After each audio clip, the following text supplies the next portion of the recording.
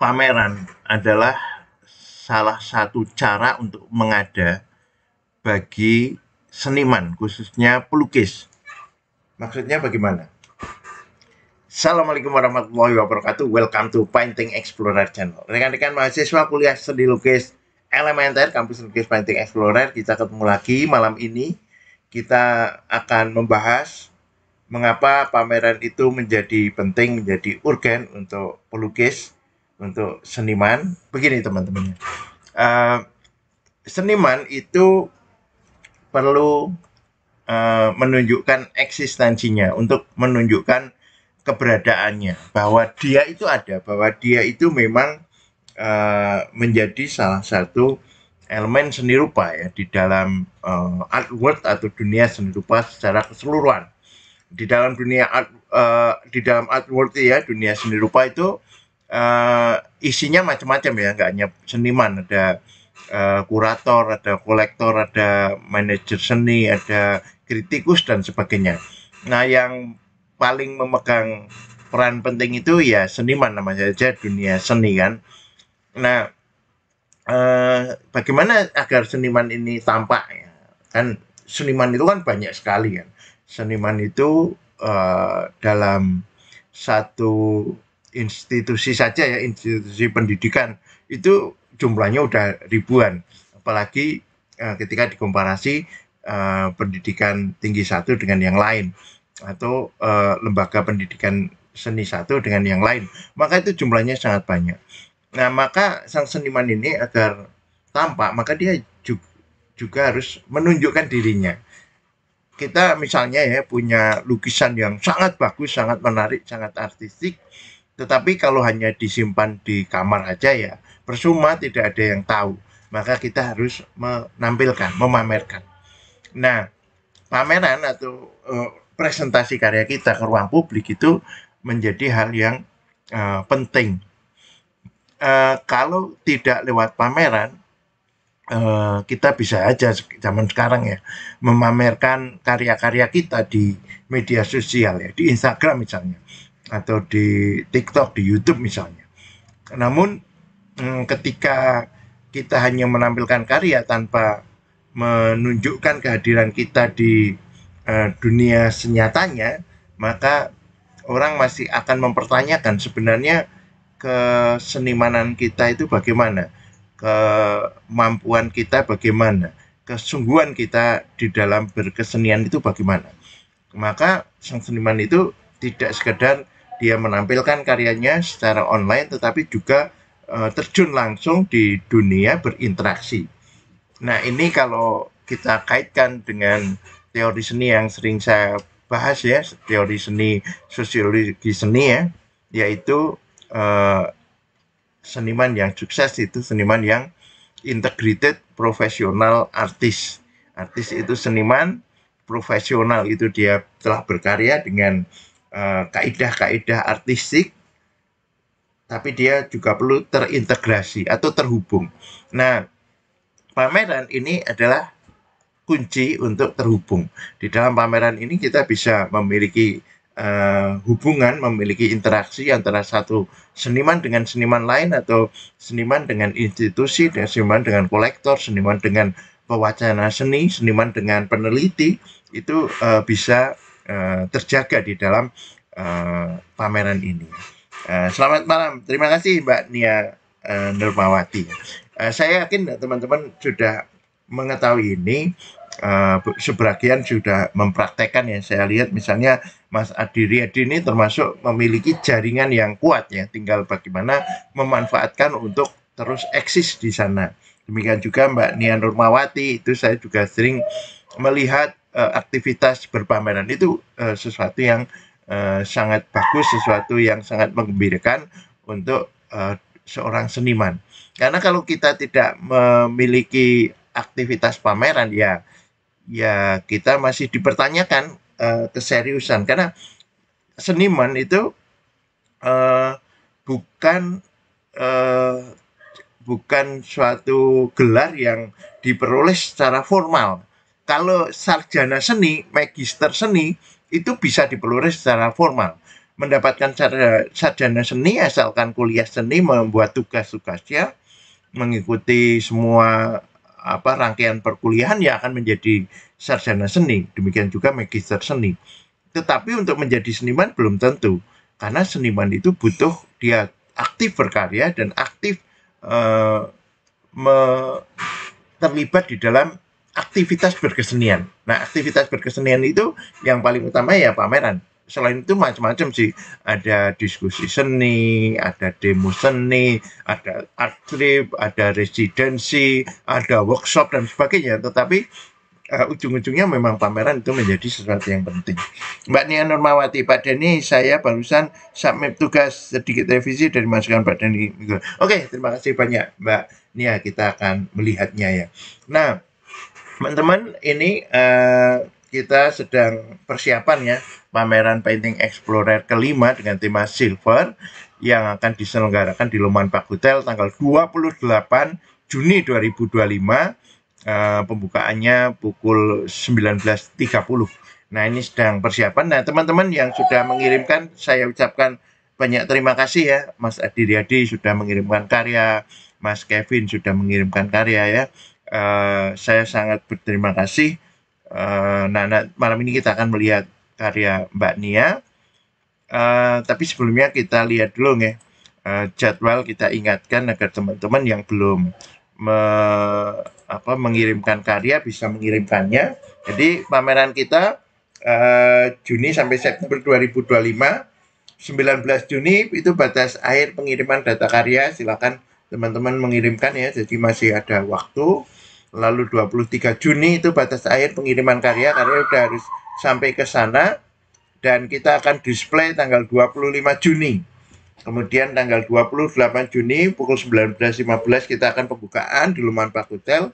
Lalu pameran berakhir sampai 20 September ya. Alhamdulillah pameran kita sudah masuk di dalam program Jogja Art Week ya. Program Jogja Art Week itu side eventnya Artjog ya. Baik, kita sekarang akan melihat karya Mbak Nia ya yang di revisi yang kemarin. Sekarang saya tampilkan dulu.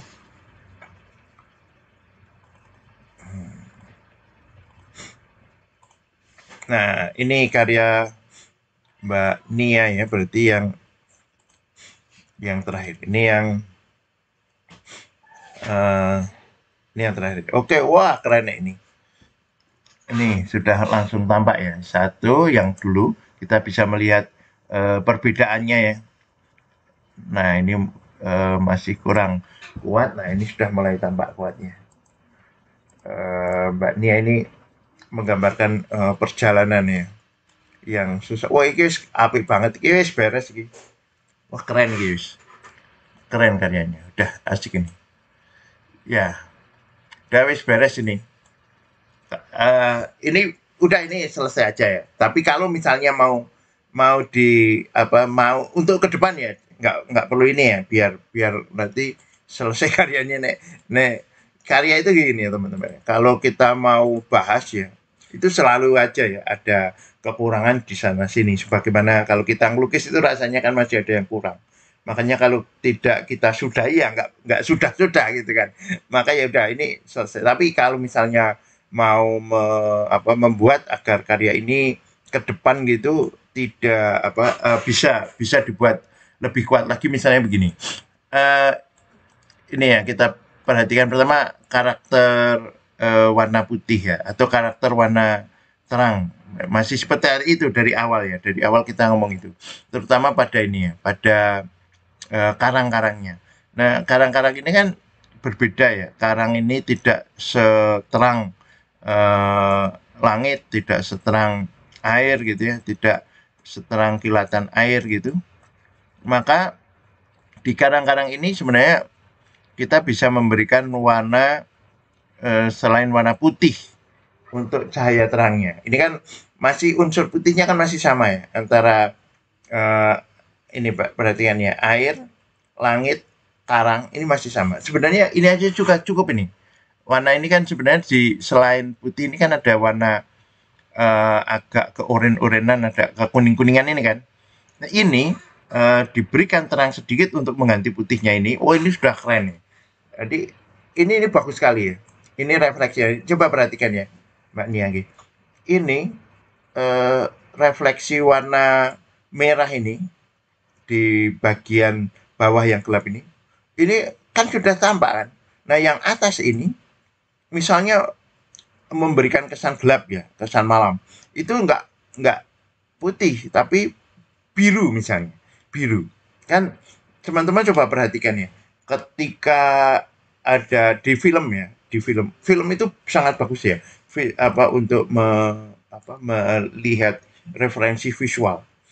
Film agar tampak objek-objeknya di malam hari. Kalau malam hari yang sesungguhnya kan benar-benar gelap kan, yang nggak kelihatan apa-apa nanti di kamera.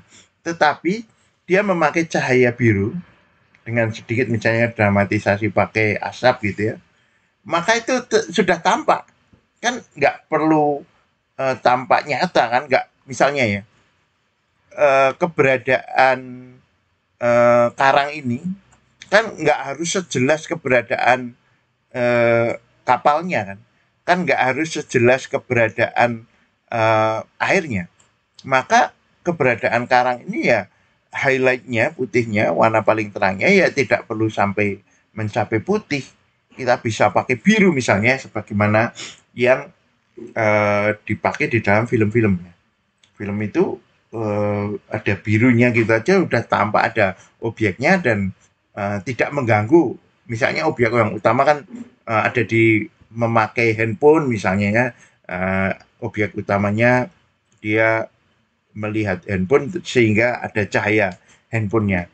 Tapi background-backgroundnya itu dia tidak perlu warna-warna yang seterang objek utamanya.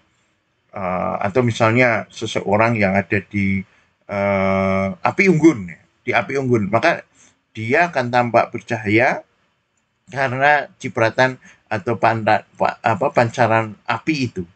Namun backgroundnya misalnya di situ ada tenda, ada pohon itu tidak perlu sekuat dia yang dekat api unggun.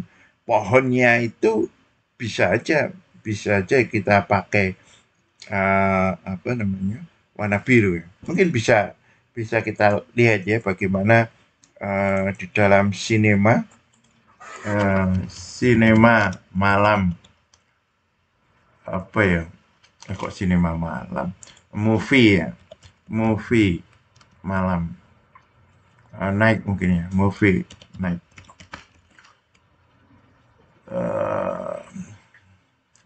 oh malah ini ya, apa ya, adegan ya, adegan film malam. Nah misalnya ini ya, ini nah, lebih kuat lagi yang ini aja, adegan malam film action. Adegan malam film action. Nah misalnya ini ya, ini coba kita pelajari ya komposisi warna ini ya, warna adegan dalam film action. Nah ini warna paling terang kan di tembakannya, putihnya ini aja, putih itu hanya ditaruh di pusat tembakan. Yang lain ini kan nggak putih ini. Ini kan warna-warna terang yang tidak putih, misalnya ini agak kekuningan, agak keorenan, agak kecoklatan, tapi tidak ada yang seperti ini kan. Nah yang belakang itu dia pakai warna-warna cenderung biru gini, itu sudah cukup kan, sudah cukup untuk menunjukkan bahwa di sini ada objek. Nah misalnya seperti ini, itu sudah cukup ya, gitu nggih. Mungkin bisa dilihat ya di tempat. Nah misalnya ini ya, nih Ini misalnya. Nah, ini kan objek-objek di belakang itu kan semakin lama semakin gelap. Ini kan tidak putih kan, tapi biru kan, pakainya biru. Nah, putihnya ini hanya pada tempat yang paling penting aja. Kita tutup aja. Oke, gitu nggih Mbak Nia. Tetapi Mbak Nia, nggak apa-apa. Ini sudah sangat layak ya, sudah sangat layak untuk pameran ini sudah dapat nilai yang tinggi lah ya. Sudah A ini, sudah A. Atau amin gitu udah beres. A udah berani lah. A tapi yang bagian bawah ya. Ini udah A. Oke. Udah A. Bentar. A itu amin ya. Nah, kalau misalnya mau ini ya, mau apa namanya, mau lebih detail lagi ya kita memperhatikan.